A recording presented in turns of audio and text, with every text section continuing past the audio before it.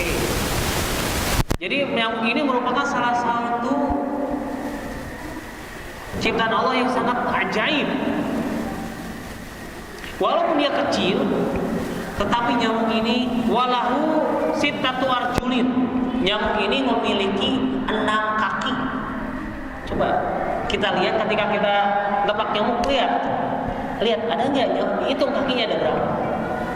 Ya, menurut hadis kitab ini disebutkan nyamuk memiliki 6 kaki. Warba'atu ajnihatin, dan nyamuk juga memiliki 4 sayap. Wazanbu wa khuntumu makhlubatun, dan di ujung buntutnya itu ada semacam jarum ya. Di jarum-jarumnya nyamuk ini itu berongga. Tetapi tatkala jarum ini nusuk kepada kulit gajah, maka gajah tersebut bisa mati gara-gara ditusuk oleh jarumnya jarum yang ada di buntutnya nyamuk. Inilah salah satu keistimewaannya. Walaupun kecil, tapi ia bisa bisa membunuh orang yang besar. Gajah aja yang mulutnya keras, yang badannya besar, tatkala digigitnya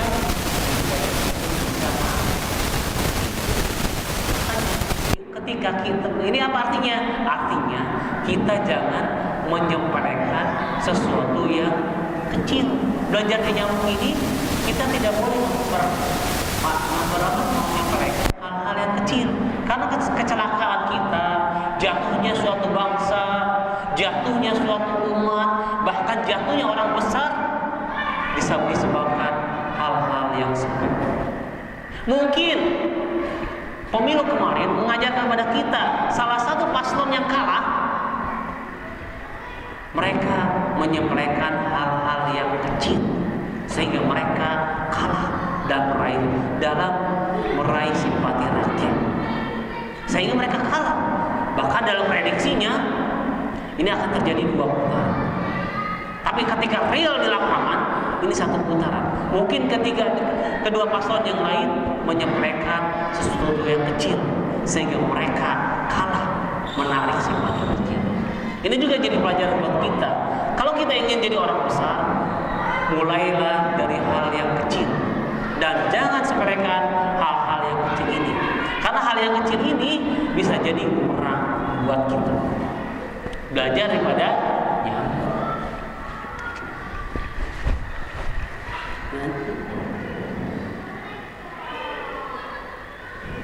Oke, lanjut.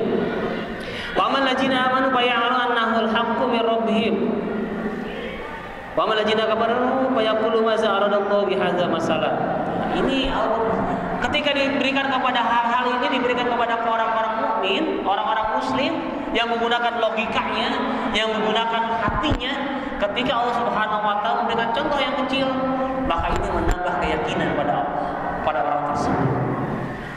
Menambah kekuatan iman mereka bahwa hal yang kecil inilah yang membuat kita merasa yakin bahwa Allah Subhanahu wa taala menciptakan yang besar melalui hal yang kecil. Karena ketika kita lahir pun kita melalui hal yang kecil dulu. Mulai air mani. Dari air mani melahirkan 1000 zigot-zigot. Sehingga 1 zigot inilah yang tembus ke dalam rahim. Sehingga jadilah jadilah kita saat ini. Karena kita di awal lahir diawali dari hal yang kecil sampai kita besar. Akan tetapi bagi orang-orang yang kafir, mereka bertanya-tanya, kenapa sih Allah menciptakan sesuatu? Memberi contoh, nyamuk sih. Nyamuk kan kecil, gampang untuk dibunuh, gampang untuk dihancurkan. Akan tetapi mereka lupa bahwa hal kecil itu yang menjadi mereka hancur sehancur-hancur. Bahwa hal kecil inilah yang bisa menyebabkan mereka gagal menuju kesuksesan karena menyepelekan hal kecil ini. Itulah yang harus kita sadari selaku umat Islam, Bahwasanya Allah Subhanahu wa taala menciptakan hal yang kecil ini menjadi cerminan bagi kita bahwa kita tidak boleh menyemerehkan hal yang kecil.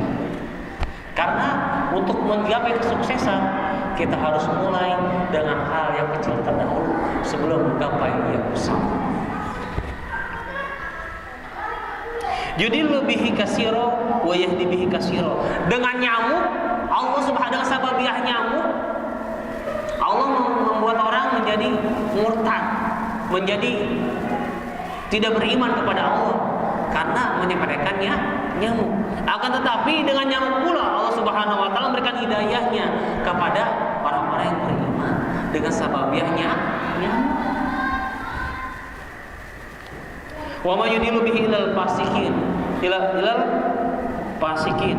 Wa ma yudilu bihi, dan orang-orang yang Allah berikan, orang-orang yang dia Allah buat mereka ragu dengan Allah, mereka termasuk golongan orang-orang fasik. Jadi orang-orang yang ragu dengan sababiah Allah menciptakan nyamuk ini, maka orang tersebut termasuk golongan orang-orang fasik. Yakinlah Allah Subhanahu wa taala menciptakan sesuatu itu pasti ada hikmahnya. Walaupun terkadang di luar nalar kita, walaupun itu di luar logika kita. Karena kenapa? Karena keyakinan kita terhadap Allah yang akan membawa kita menjembatani untuk menggapai cinta dari bagi Allah Subhanahu wa taala. Bahkan hal kecil inilah yang akan membawa kita menggapai kesuksesan kita, baik sukses di dunia dan sukses di akhirat.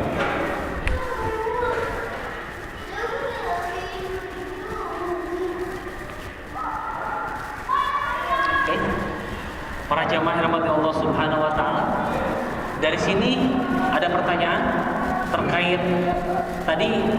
terkait surganya Allah, ini gambaran tentang surga dan gambaran Allah tentang nyamuk. Ada pertanyaan dua ayat ini.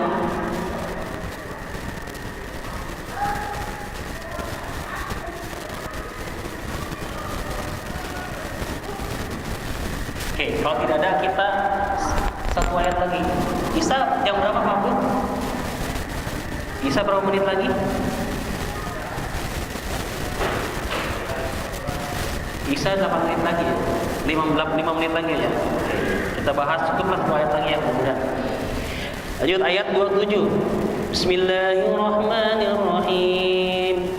Alladzina yanquduna 'ahdallahi min ba'di mitsaqihi wa yaqta'una ma amara Allahu bihi an yusala wa yufsiduna fil ardh. Ulaika humul khasirun. Alladzina yanquduna yukhalifuna wa yatrukuna. Mereka yang meninggalkan, yang merasa tidak meyakini janji Allah dan meninggalkan Allah, dan mereka memutuskan daripada talinya Allah, maka orang tersebut akan termasuk golongan orang-orang yang merugi. Apakah sadar kita tatkala kita dalam alam arwah, sebelum Allah Subhanahu wa taala menurunkan kita ke alam rahim, kemudian Allah Subhanahu wa taala menurunkan kita ke alam dunia, ketika di alam arwah Allah bertanya pada kita, alastu bi rabbikum, apakah aku ini Tuhan? Qalu balas. Sebelum kita Allah Subhanahu wa taala mengirim kita ke alam rahim, kita telah melakukan suatu perjanjian dengan Allah Subhanahu wa taala.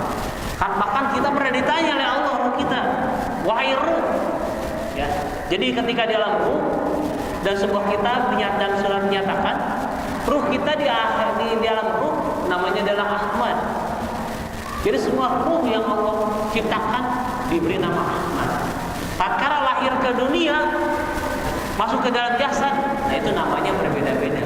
Itu namanya jasad. Tapi nama ruh kita ketika di alam arwah namanya adalah nanti boleh dicek di kitab ruh kalian poin dalam. Kalau tidak ada, jadi ketika orang datang ditanya oleh Allah, wahai ruh, apakah aku ini Tuhanmu?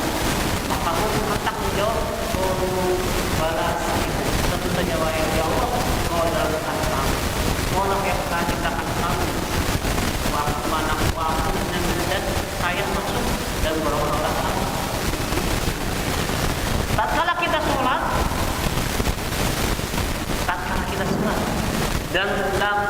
dalam ayat kita secara tidak sadar kita telah berjanji kepada Allah.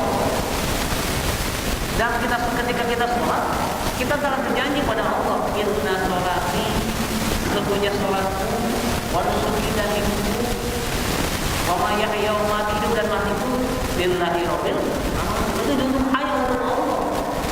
Tapi kenapa? Tak kala kita diberi hujan saja, baru mau pergi, misalnya kita mau berangkat kerja. Tak kala ketika mau berangkat, tiba-tiba hujan. Akhirnya tanpa sadari kita sadari, ya, secara tidak langsung kita menolak apa yang Allah berikan pada kita. Itu berupa kita menolak rezeki Allah secara tidak langsung tanpa kita sadar. Dan kalau kita berucap itu kemudian kita sadar, segeralah kita mengucapkan istighfar. Karena hal tersebut secara tidak langsung kita sadar, kita menolak rezeki Allah berupa secara tidak langsung. Kalau kita sadar, segeralah kita istighfar bahwa kita tidak menolak rezeki Allah. Kalau kita tidak istighfar, tidak sadar-sadar juga, maka secara tidak langsung kita lakukan. Karena kita mengingkari apa yang Allah berikan kepada kita. Dan kalau kita mengingkari apa yang Allah berikan kepada kita, maka kita termasuk golongan orang-orang yang merugi. Jadi apa artinya ibadah kita dari kecil sampai saat ini? Sababiah kita menolak hujan tersebut, bilang kata ya hujan saja bisa rontok, bisa rontok ibadah kita cuma kata-kata ya hujan. Jadi kita harus belajar menerima apapun ketentuan Allah Subhanahu wa taala, walaupun itu sulit, karena itu adalah perintah Rasul kita Allah Subhanahu wa taala agar kita mematuhi, menerima yang Allah berikan kepada kita. Jadi kalau kita hitung nikmat Allah, la tahsuha, tidak akan terhitung. Dari udara, dari oksigen aja. Oksigen, dan kalau kita sesak napas, kita diberikan tabung oksigen. 1 kilogram oksigen itu, 1 tabung itu berapa duit isinya? Berapa duit harganya? Oksigen paling maksimal 5 kilogram. 1 kilogram berapa duit? Coba kita hitung berapa kilogram oksigen yang kita hirup sehari selama 1 hari itu mahal. Tidak. Kita baru sadar, baru tahu ternyata oksigen itu mahal tatkala kita sudah sesak napas. Baru kita kasih tahu oksigen. Oh ya, ternyata oksigen itu mahal. Tapi kenapa kita sering melupakan napas ini? Melupakan oksigen, nikmat Allah berupa oksigen. Jadi sekali kasih hujan sedikit kita berdoa sekian. Secara tidak langsung kita telah melakukan tatkala kita menggunakan api muatan skala kecil. Makanya tatkala kita menggunakan itu kembali bersalah. Jangan kembali. Allah kuasa.